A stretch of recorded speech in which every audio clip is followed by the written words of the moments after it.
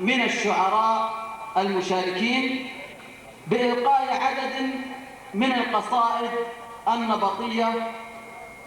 وسوف تكون البداية مع الشاعر رشيد الزلامي، فليتفضل. أعطونا إضاءة يا إبراهيم، إضاءة.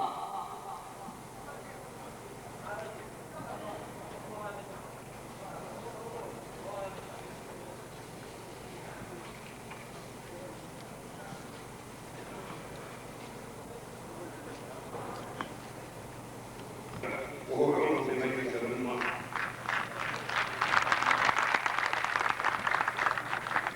أخونا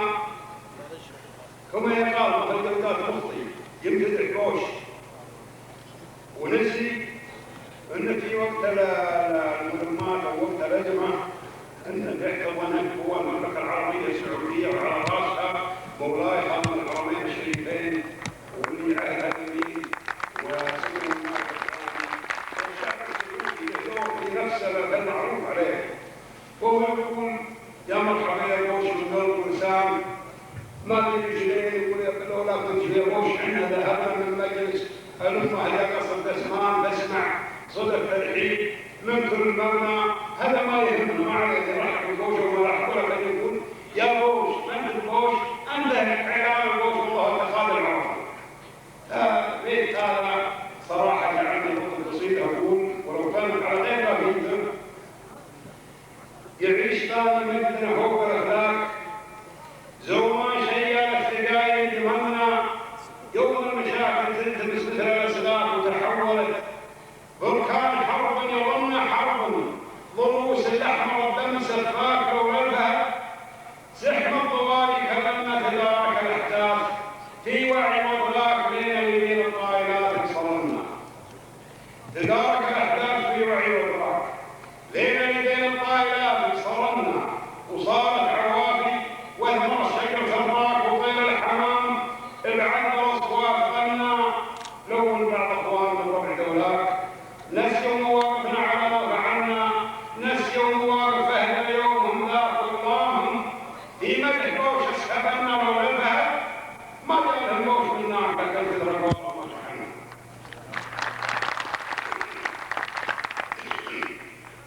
لولا الذهب ما جاء البوش من نار لكن تدرك والله ما شحنا ثنتان. لا قول اللي مع هذولاك احنا قايل لها ويش ان احنا نقول استعملها لا عندنا يا معبر ضمنا واحتضمنا لو الله اللي ما غلط يوم سماك عبد العزيز وجدت على ما تمنى ان تربها واسمك هلال سماك اسم فاخر والله منا امسك الثاني جعلت امسك الثاني تركته المولى امسك الثاني تركته المولى خادم يطوى وقدوه طلع عنه وهذا دليل من تواضع كل ذاك امسك الثاني نسميه الحنه. هذا دليل من تواضع كل ذاك امسك الثالث نسميه الحنه. طابع قرار النصر في كف يمناك وقايد بسيرتنا ونهضت بطلنا رعيت حاضرنا عسى الله يرعاك وحييت ماضينا وعاد فهمنا حبك شعب صورتي في حياك نعيشها لو ما شربنا وكلنا ولا عناية ربنا ثم لولاك اليوم ما بدي افهم وين حنا انقذتنا يا شيخ من حول الاذراق وانقذ من ضاقت عليه وزمنا لا علم يجحد ومواقف لا علم يجحد مواقف يخدعك من المعروف ما هو. والسلام عليكم.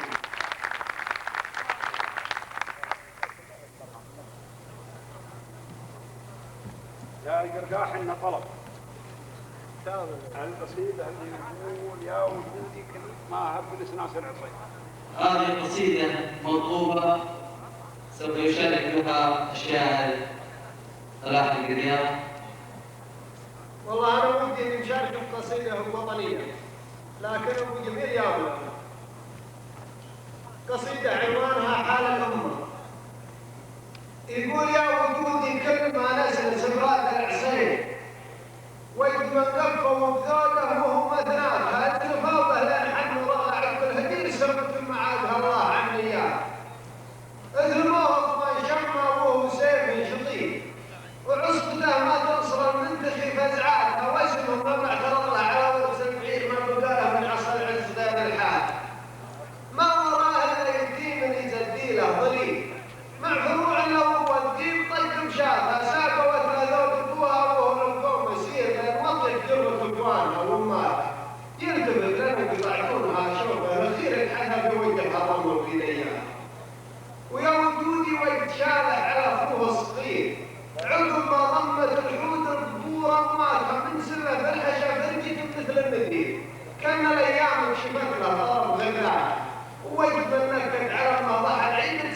غضب واغضبها ولا وفق المرضات، أنت عدل ذنبك وشقك مثل الغرير وتركها يبطل السبت والإسكان.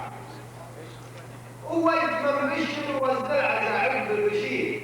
قال ولد امه سموم المنيه جاتها وشافها تقدم 40 حاره مستدير بنتها الوسطى تنوع على عماتها عقبها اخذ حياتها عكوس القنطرير فاهده حتى فضحها مثل ما سالها مرتين تطلب الزوج في اليوم البسيط ينتهي مثل مداهير ذكريات انتهت اللبس الله عسى مرسوم خير والنظر في منظرتها ذكر نظراتها ما يحدد حلم ليل على جنحان طير لا الله يذكر روح عالم ذاتها اتوجد ويتوجد معي حي الضمير لكن مع الحال ما هو شخص سلام.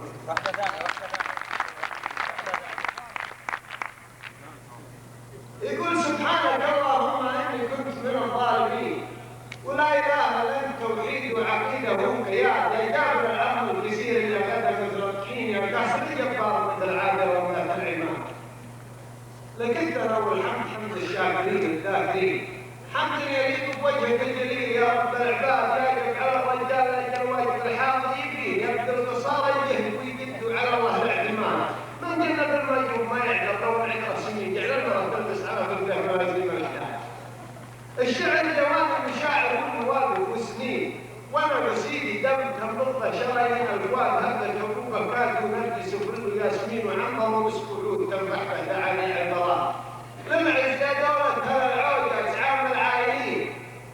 يظهر ترى تحت القمر والشمس والسبع الشتات اشرف بلاد خاصة بالخير رب العالمين بيضاء ولا غير الحجر الاسود ذكر فيها سوار فيها الحرمين الشريفة قبل كل المسلمين بالليل الاسراء والمعراج الى يوم المعاد وفي حضرها ضمت رسول الله خير المرسلين وعلى ظهرها نشروا الابطال راية الجهاد هنا مداهن النبي والصحب والروح هنا مداهن النبي والصحب والروح الامين هنا نسوم العز والامجاد لا زالت تجداد هنا توارثنا المراجل مثل ورث الوالدين هنا تعلمنا المفاهيم التسامح والعناد هنا بلد مسعود قصر شامخ وحصن حصين تحت ركونه راحت الفتنه وجبرتها رماه وقد سنه مرت لنا عمه عيون الحاسدين وحنا يد واحده على حد الجريمه والفساد واليوم عيدنا وحنا كل يوم معيدين الله يطول عمرك وفيصل فهد راعي اشتاق ان الفخر بالموقف اللي سطره للمدينين 20 حتى يزرع شعبه ويدون الحصاد شواهد الاعيان والتوسعه في الحرمين والجامعات السبع والاف المدارس في البلاد وعشرات ومئات المعاهد للبنات وللبنين حتى المسن بمعلوميه تعلم واستفاد.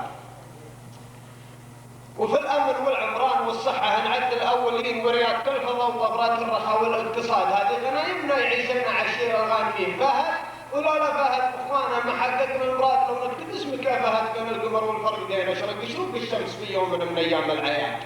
انت الامل للمسلمين بكل ارض وكل حين وانت الملاذ المنشوه سبده مدينه الاضطهاد وانت اللي جزلت العطاء في نصر طول القبلتين وانت اللي انجى المسلمين خلاف ما جاك رقاد وانت اللي سياستك ما تضعف وعزمك ما يلين عند احتكام المعضلات اللي تبي حزمه ورشاد ان كان للامه خليفه فانت امير المؤمنين نجدد البيعه هيك وفيصل قناعه واعتقاد على الولا ولا يزعزعنا رجال المرجفين مثل الجبال الزحل اللي ما تساقوا الافكار. سلام عليكم.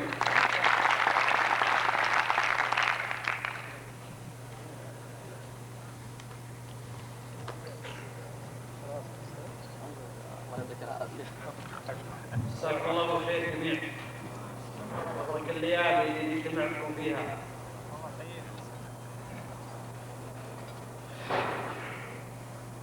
يا مجلة هلا البداية معها بلا فرض وراعي. عشوشبت منها الرياض ولبست الوان الزهور. اللي يفكر الوسمي لنا فيها مع الغالي وعد تضحك لنا الجمره وتغمرنا السعاده والحبور نبعد عن الروتين والضوضاء وعمرنا البلد ما نسمع الا همسه النسمه وتسبيح الطيور. اليوم بغيت اخرج من همومي وبددها بدل خرجت عن صوت الشوارع واختناقات المرور مع ريح ممطوط فيها نظر عين جرب الدشت بروض يغذي نبته الوقت الطهور ما فوق الا القبه اللي رفعت اليها عقب تشكلت فيها نجوم الليل تعطى الارض نور. انا بدوي قلبي يكسر يكسى من حصى شجرة وشيء ولين ندي فاجر في بعض المواقف والأمور أحباب أكثر من شعر راسي وحساتي بعد فسد عبير الجيل وتعلم أسرار الصدور ظلمت واستبداخل بعض ساعات الأحد والليل في راس النهار عنان والساعة تدور يصفي من أيام السنة يومين والباقي عدد يومين جماعة الطيبين يوم تجدير الكسور وأغنى رجل العالم اللي ما شفت همه لحد الذي يملك مفاتيح الإجابة والسرور. هذه قصيرة بعدين أطول منها شوي. ابتديت بذكر مولاي خير المبتدأ من يرانا حدنا وحنا ما نراه كل ما في الكون كله يبى يذهب سدى غير من في قدرته كون الكون وبناه والكلام اللي نقوله خسارة ما عدا كلمة في الحق يلفت إليها الانتباه حام في راسي هواجيس وركتني شدة والسحاب المرتفع طوحت لي من وراه سني يسمع في السماء السابعة صوت وندى والسماء الدنيا تردد على سمع الصداه الخيال يروح في مداه أبعد مدى كأني مسافر من الله عالم في السماء تشتعل جلوة خيالي بالكاد أنا حين تستمطر ويمطر عليها الشعر مع حنا للشعر الحقيقي مراجع وسيدة في مجالسنا يباخر مرفوع بالدواء وكل ربعي هالمحافظ الشوف المعقدة رياها الدار الأيام خضارة الها وأنا معهم ما تهيأ بيادي نفذة من عجيب ومن مال عاطم ذيك الوصاف كم عدد مصدم عسل ما فيه معدل عسل وشك به ربه وقبض الحصاه واللي الدنيا يسمونها قرع حدك ما عدت طلع زما طلع وراء الحياة معمدية ومقطوعة كده حتى ما نتجمع يا دار الرحاء عاد الدنيا تتقلب خطا ولا جدة من هو اللي كان عن قلوبها صك الوراء والبشر لا شك فيهم حزانة مسعدة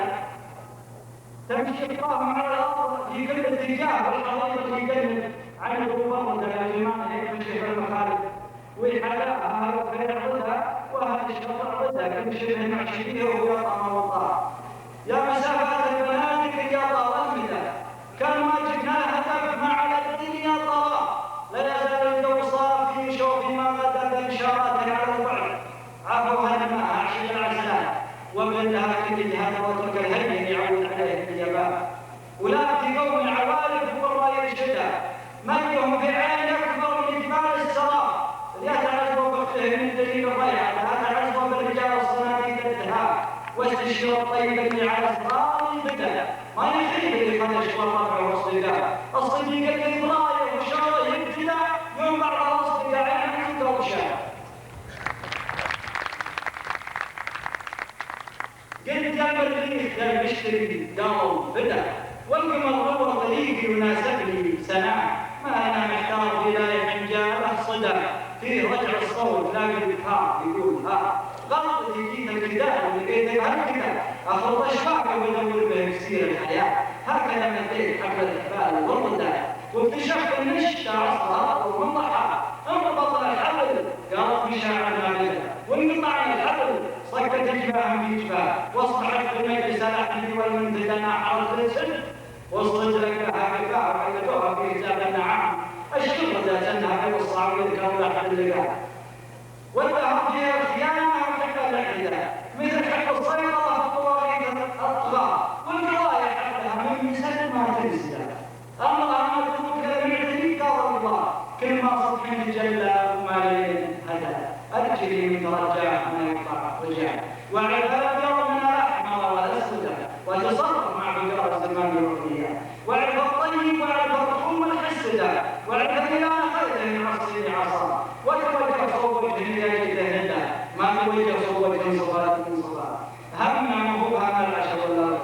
همنا منها وقت كفاها الله لا في إصلاح الشر والخير كم راح اشهد والمثل ملك الفتن شيبة ترسل عاهده في الأرض كان الركائي واسعد بالبرادس والضروح والحبال اللي جاء من ذي البيت مصيد اللي صيدها دواتم تحت الأصالية رياض أعداء هواه الوجين يتبع البال داخل مرعى في مطاح المطر سيد رجله بكراء ما قد خلف الستاير وبال من موصلها الفراش الرمل والقبة الزرقاء غطاها بصور البيض للناس سجن مؤبدا يسموها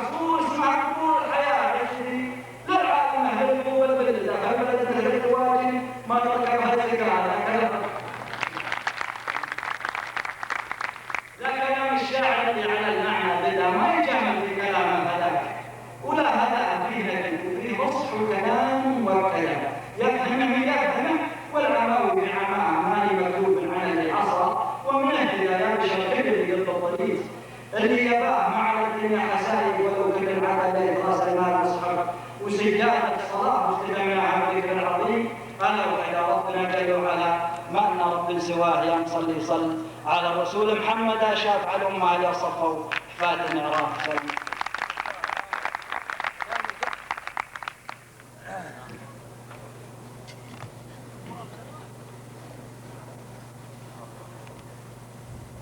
مساكم الله بالخير جميعا. هذه قصيدة بالمناسبة للذكرى المئوية على مرور بالجزيرة 100 عام وربط السنين الحاضرة بل قديمة فرصة الرأي الموهب والأقلام كل يعقل من هجوس سليمة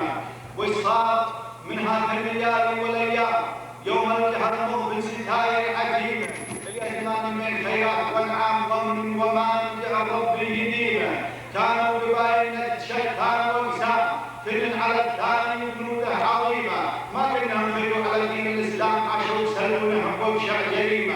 قد النفوس اللي بلا حق الأعداء ظلم بن يكبرها من ظليمة اللي صبحوا ناس على حلف وصيام شيء مليح وشيء معقل خريمة وجو الحلال وعقبهم ويتام كرم صلى الله من الغنيمة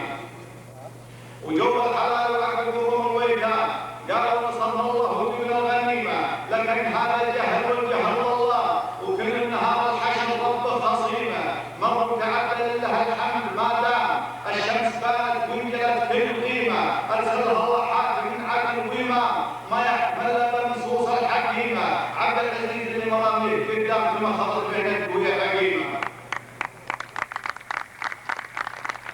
عبد العزيز المرامير قدام ثم خطر بينك ويا حكيمة جاءها من المشرق من السيف وحزام ما يهمه بالعظام الصميمة ما سليا منه قبس مثل الوضع ولو ما جابوا وحده الحيمة ومعلم في منزل الشغل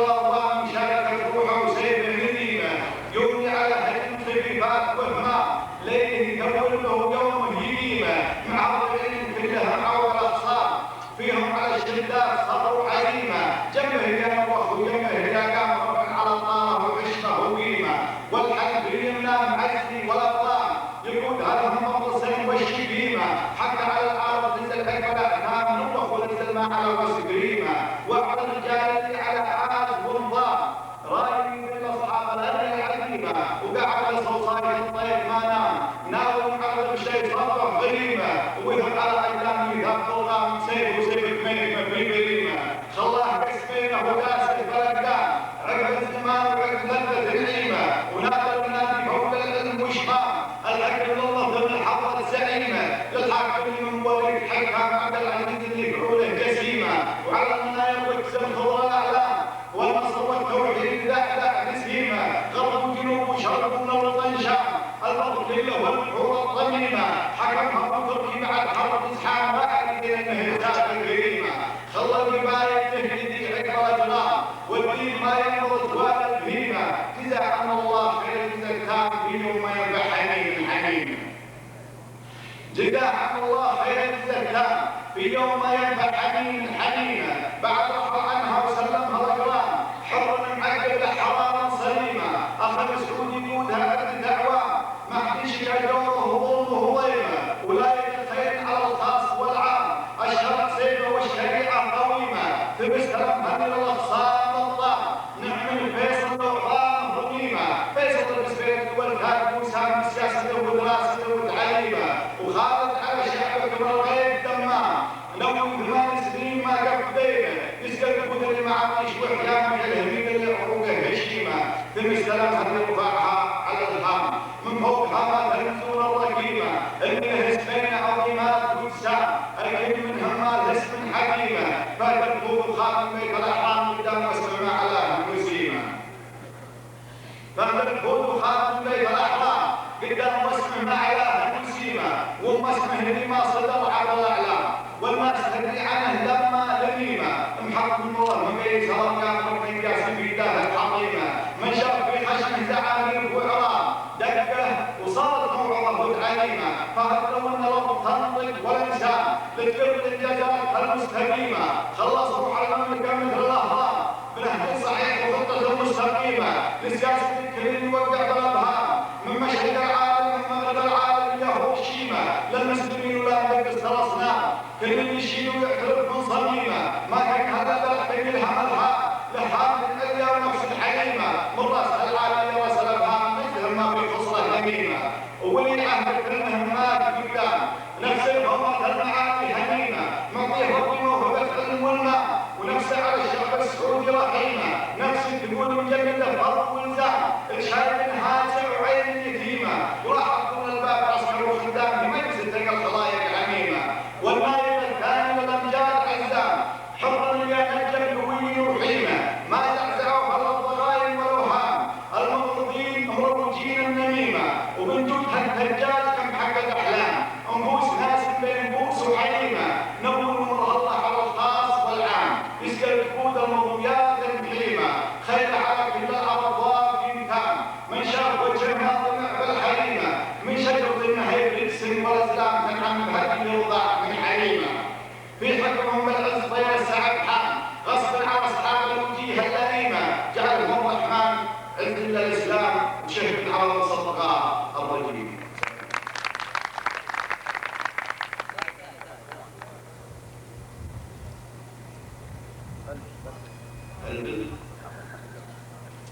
قال الود وقلت ود يهول ما ندري ود في ضميري ولا ود لا وقتنا الحاضر الود الاول ما فيه من ود تجاوز ولا الحد يقول انا وطن ودي مطول حيث مورث العنابه وعن جد احب اللي ملحق قراها مكون من شافها بالعين ما رضى ولا صد راح النظر لازم علامها يحول ملحن سناد زينه العلم والخد ما كان هذا من حلال ان عمر سلطان ولا فهد بن محمد ما جاء في مهدان ولا تسول فيها الفلوس الحمر عديتها عد ابن بالفضاء حوالي جو البكره يعمل حياه يدخل الجد يسقيها قدام ابوها تشول اللي يطلق دلع على اللحي يقولها وغدا في النيات صوته يمول يجر مبالغ ويثبت ويلا إذا عندك إضافة أعطنا كثير أنا أظن الجمهور الرحلة هذه من ثلاث.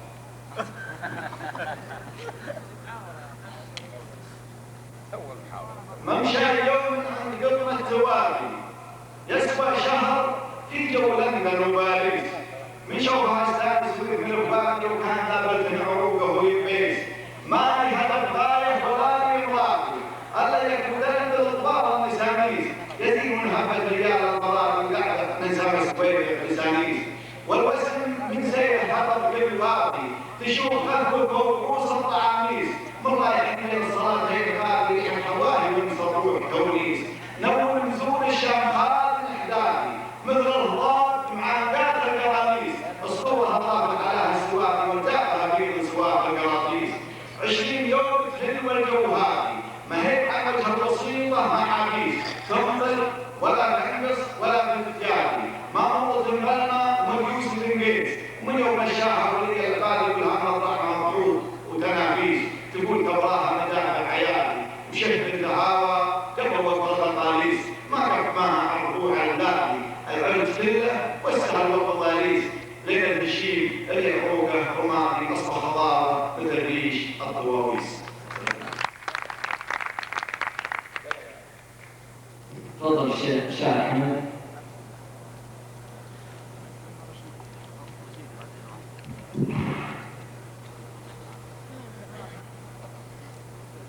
السلام عليكم ورحمة الله وبركاته. مساكم الله بالخير جميعا. الحقيقة الإخوان ما يدري واحد يشيلوا كثير. وباسم شحات يقول كلهم أنا أرحب أجمل الترحيب بالإخوان الأعزاء ضيوف المهرجان وضيوف المنطقة.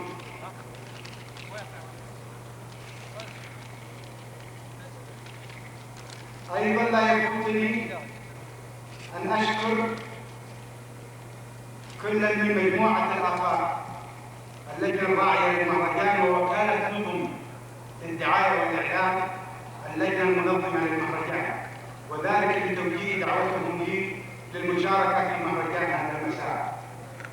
الحقيقة أنا لست صاحب مطورات هي أبيات متواضعة كتبت في تبوك في هذه الليلة، وهي تسبح عروسة الشيخ. صوت التهني ألا يا كيف ما جيله، الصوت تحكي لها يا مسمع إلهي والله الذي على الحيلة في اللي قالينا يوم حملتي سريت فوق إخلاق، بعضي تحيتم وبعضي سهرت خيمة، لعيونها العشق لا ظاهر ولا خافي، قالت يا من قصرت ابعد عن الميلة، خلى القصايد تجي من منهل صافي، قلت ابشري شاعر تعرف بداهية يبدا تراس القصايد يا بعد دار، في داخلي شايب البحر مع الميلة، جاتت ودي كريم قرب وزنافي، وان كان حرفي سبقني مواويله تراه ملهوب، ودع حضن سداتي والحال سلي، ربح قلة محاسيره قولي معي، يلا المعبود يا كافي، مهما من إطارة وكثرة محاميله يكفيني اني صحيت بالمشتى الغافي. شوفي حالات اللقا وحدة تفاصيله، جيت وانا العاش قلبي للوعد وافي،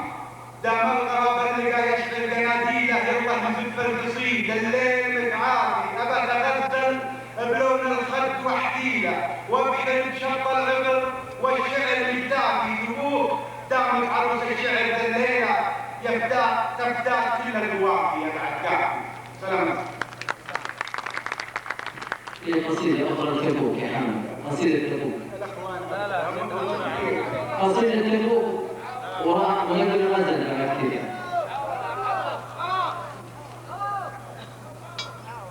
ما عليك لا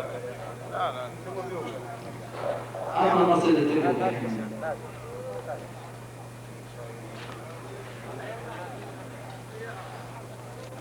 هي قديمة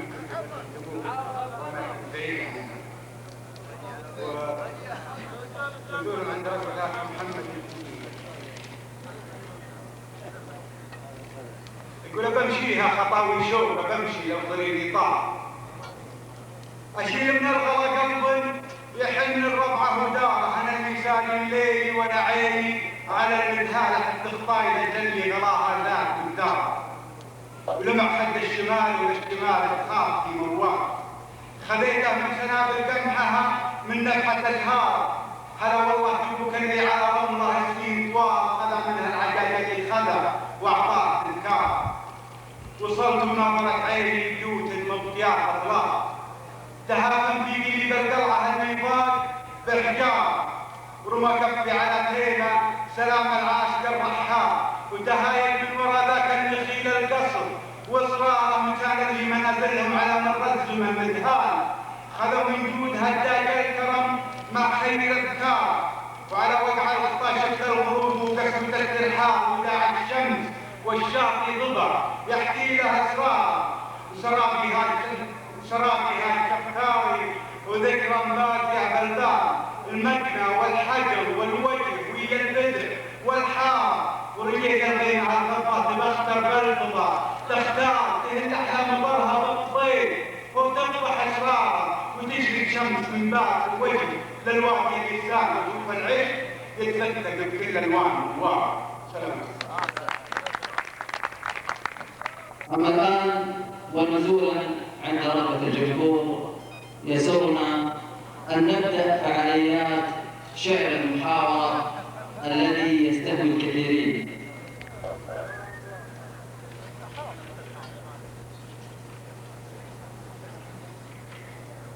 نرجو من الشعراء المشاركين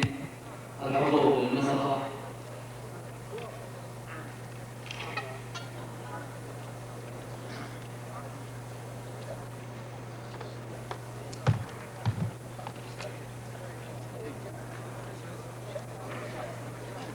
من خلال شعر المحاورة، وتكون البداية مع الشاعر رشيد الزلامي، فليتفضل.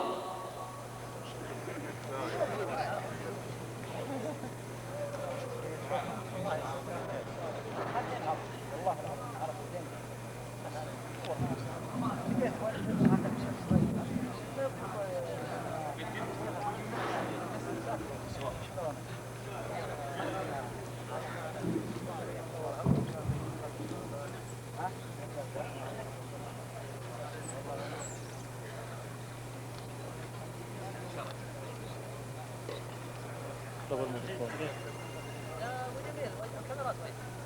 الوجه في الكاميرا.